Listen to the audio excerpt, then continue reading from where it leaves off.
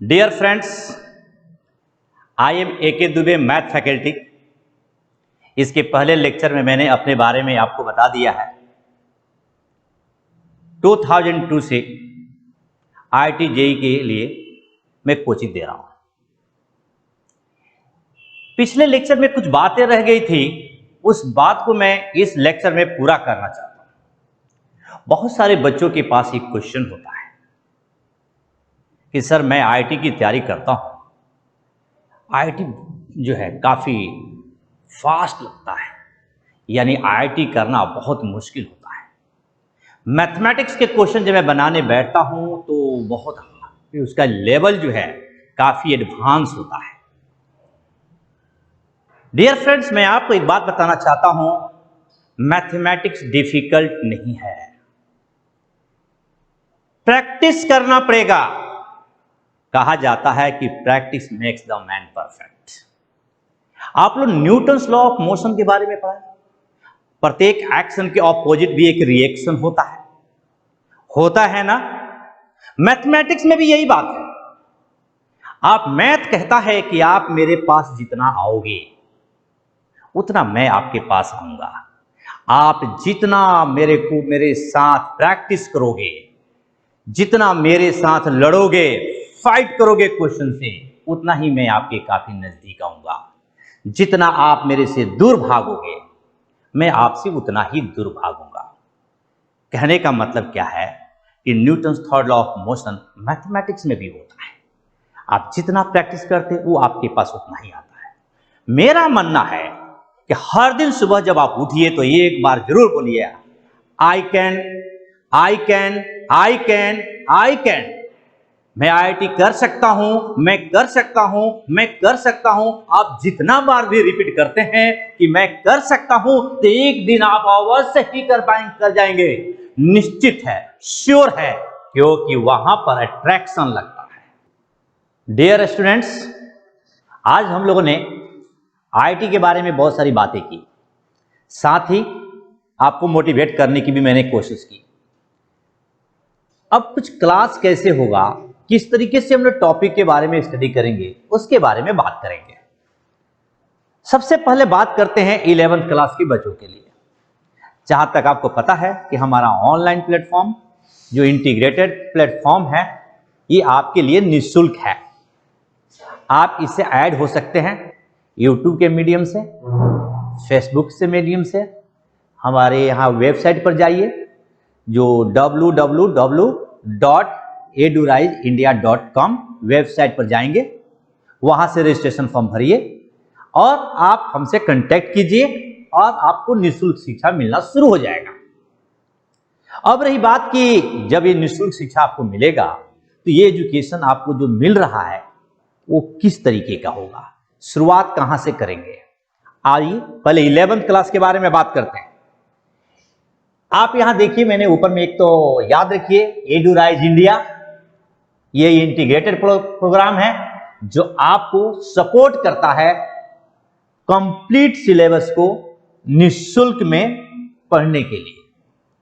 देखिए, जो सबसे पहले टॉपिक जब 11th की शुरू होगा तो उसमें आएगा बेसिक मैथमेटिक्स। बेसिक मैथमेटिक्स कुछ बच्चे ऐसे भी होंगे कि पहले से कुछ जानते होंगे। 2 से 3 क्लास तो ऐसा होगा कि उनको लगेगा कि यार नंबर सिस्टम है। ये नंबर सिस्टम क्या है? नंबर सिस्टम है नेचुरल नंबर के बारे में, इंटीजर्स के बारे में, रेशनल नंबर के बारे में। तो ये थोड़ा सा ऐसा लगेगा कि इसके बारे में आप पहले से जानते हैं। डिविजिबिलिटी टेस्ट, इसके बारे में आप लोग पहले से जानते हैं। कम से कम 2 से 3 क्लास के बाद आपको ऐसा लगेगा कि यार इसके बारे में मुझे मालूम ही नहीं था। जब आप IIT JEE की तैयारी करते हैं तो ये जो बेसिक मैथमेटिक्स है, ये पिलर का काम करता है। ये कहने के लिए बेसिक मैथमेटिक्स है, लेकिन ये बेसिक मैथमेटिक्स नहीं है। जैसे एक नया मोबाइल जब आप खरीदते हैं ना, तो जब तक उस पर आप उसका स्क्रीन नहीं लगाते तो मोबाइल की शोभा जो है नहीं बढ़ती। स्क्रीन गार्ड लगाते हैं जिससे मोबाइल की शोभा बढ़ जाती है, उसको हम लोग बचाते हैं, मोबाइल के रक्षा करते हैं, वो सुरक्षा कवच है। उसी तरह से IIT JEE के लिए ये जो बेसिक मैथमेटिक्स है आपका सुरक्षा कवच है।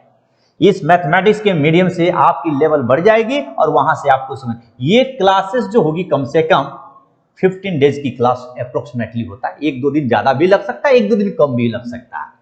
तो नंबर सिस्टम पढ़ेंगे, इनइक्वालिटी पढ़ेंगे, डिविजिबिलिटी टेस्ट पढ़ेंगे, इंटरवल्स के बारे में पढ़ेंगे, एब्सोल्यूट वैल्यू, जनरल भाषा में modulus of function, logarithm, basic trigonometry and determinants. तो ये आपका एक बेसिक मैथमेटिक्स होगा। यहां जो चैप्टर लिखे गए हैं इसमें ऑर्डर थोड़ा बहुत चेंज हो सकता है। बेसिक मैथमेटिक्स से जनरली जेईई मेंस में 1 से 2 क्वेश्चन तो आते ही हैं और ये एडवांस के लिए बहुत सपोर्ट करता है। तो ये बेसिक मैथमेटिक्स है जहां से हम लोग शुरुआत करेंगे। उसके बाद जो ये आप देख रहे हैं ना स्ट्रेट लाइन, सर्कल, हर टीचर थोड़ा सा आगे पीछे करके स्टार्ट करते हैं। जैसे हम बेसिक मैथमेटिक्स के बाद आपको सीक्वेंस एंड सीरीज पर लेकर जाएंगे और ये सीक्वेंस एंड सीरीज आपको पढ़ाएंगे। सीक्वेंस एंड सीरीज जो है एक अलजेब्रा का टॉपिक है। अलजेब्रा के टॉपिक के बारे में क्या कहा जाता है कि पढ़ने में तो बहुत मजा आता है, लेकिन आईआईटी जेईई के क्वेश्चन को क्रैक करने में थोड़ी मुश्किल होता है। तो भाई ये मुश्किल को, यानी जो नामुमकिन है उसके मुमकिन कैसे बनाया जाएगा। अदर चैप्टर्स में अगर आप 100 and 150 क्वेश्चन बनाने के बाद आपका कॉन्फिडेंस आता है, तो इसमें आपको 200 क्वेश्चन बनाने के बाद कॉन्फिडेंस आएगा। फर्क इतना ही है। बहुत ही इंटरेस्टिंग चैप्टर है, लेकिन प्रैक्टिस करना पड़ेगा। अलजेब्रा का जो टॉपिक है उसमें ज्यादा मेहनत करना पड़ता है, तब जाकर के आपकी आईआईटी की लेवल बनता है। इस सीक्वेंस एंड सीरीज के बाद हम क्वाड्रेटिक चैप्टर के बारे में आएंगे। क्वाड्रेटिक जो है ना, ये अलजेब्रा में रीढ़ की हड्डी मानी जाती है। यानी ये ऐसा चैप्टर है कि कोई भी चैप्टर इससे बचा हुआ नहीं है, कहीं भी यूज हो जाता है। और अलजेब्रा का टॉपिक सारे इंपॉर्टेंट टॉपिक होते हैं, इसमें बहुत ज्यादा मेहनत आपको करना पड़ेगा। इस क्वाड्रेटिक इक्वेशन के बाद हम फिर से दोबारा इस चैप्टर पर आएंगे, स्ट्रेट लाइन। कोऑर्डिनेट ज्योमेट्री का टॉपिक है और ये आईआईटी जेईई में आपको सक्सेस कराने में इंपॉर्टेंट रोल अदा करता है।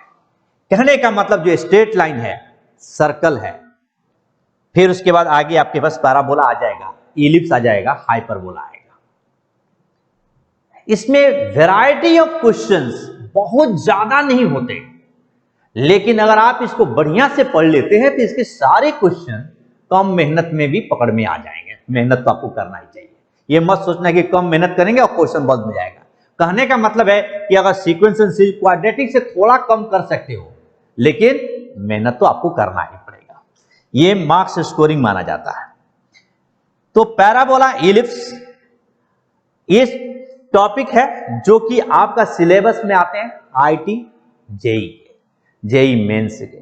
तो जेईई मेंस में अप्रोक्सीमेटली 4 to 5 क्वेश्चन हर साल रहते हैं। आईआईटी एडवांस के बारे में कुछ भी नहीं कर सकते। कभी कभी होता है कि एक ही चैप्टर से ज्यादा क्वेश्चन आ जाते हैं। यहां तक आपने देखा कि इसको हम लोग किस तरीके से 11th की टॉपिक को हम लोग पढ़ेंगे। इसके बाद आगे देखिए, हाइपरबोला भी कोऑर्डिनेट ज्योमेट्री के अंदर ही आता है। जब आपकी कोऑर्डिनेट ज्योमेट्री समाप्त होगी तो हम लोग ट्रिग्नोमेट्री में आते हैं। सबसे पहले पढ़ेंगे ट्रिग्नोमेट्रिक आइडेंटिटीज। ट्रिग्नोमेट्रिक आइडेंटिटी जो चैप्टर है जनरली वो फॉर्मूला बेस्ड है। जितने ट्रिग्नोमेट्री के फॉर्मूला आपको याद करने हैं वो 80% तो इसी चैप्टर से होंगे, trigonometric ratio and identities. Exam में भी एक क्वेश्चन जेईई मेंस में जनरली रहता ही रहता है। ये आईआईटी एडवांस मतलब जेईई एडवांस के लिए काफी इंपॉर्टेंट माना। ये मेरा अपना पर्सनल ओपिनियन है जो मैं आपसे शेयर करता हूं। आईआईटी में जेईई एडवांस में ये कहना बहुत मुश्किल है कि कौन सा चैप्टर सबसे ज्यादा इंपॉर्टेंट है, किस चैप्टर से क्वेश्चन आएगा। हर एक चैप्टर अपने आप में एक इंपॉर्टेंट चैप्टर माना गया है। वो हम लोग का एक अलग अलग ओपिनियन होता है। जैसे मैं मानता हूं कि अगर ट्रिग्नोमेट्रिक है तो ट्रिग्नोमेट्री में ट्रिग्नोमेट्रिक इक्वेशन एक इंपॉर्टेंट चैप्टर आपका कहलाएगा। ठीक है। उसके बाद अगर जेईई मेंस के हिसाब से बात करें तो ट्रिग्नोमेट्रिक रेशियो एंड आइडेंटिटी से एक क्वेश्चन तो श्योर आता है। ट्रिग्नोमेट्रिक इक्वेशन से भी क्वेश्चन आते हैं। उसके बाद कॉम्प्लेक्स नंबर, अलजेब्रा का ये टॉपिक हम लोग कॉम्प्लेक्स नंबर बाद में पढ़ते हैं। क्यों पढ़ते हैं? कॉम्प्लेक्स नंबर में कंप्लीट कोऑर्डिनेट ज्योमेट्री का एप्लीकेशन है और अलजेब्रा का सबसे इंपॉर्टेंट चैप्टर कह सकते हो। इंटरेस्टिंग भी, बच्चों को थोड़ा हार्ड भी लगता है।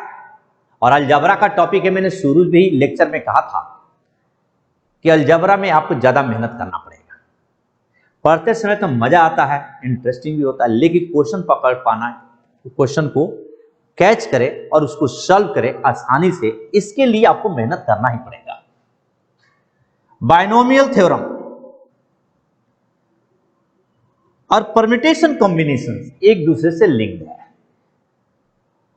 परम्यूटेशन कॉम्बिनेशंस को माना जाता है कि ज्यादातर आईक्यू से रिलेटेड है और आपका क्वेश्चन सोचने की कैपेसिटी आपकी अच्छी होनी चाहिए और टेंशन की बात नहीं है।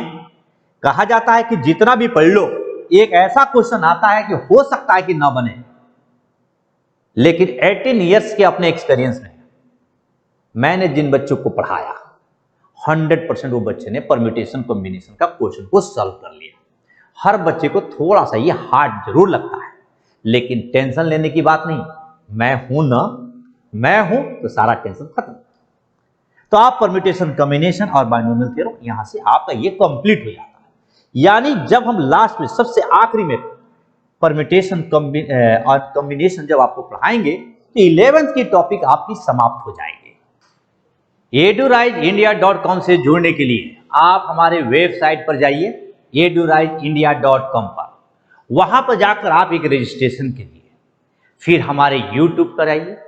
YouTube पर जाने के बाद लाइक करें, सब्सक्राइब करें और शेयर करें। सोशल मीडिया के माध्यम से आप मेरे को जुड़ सकते हैं।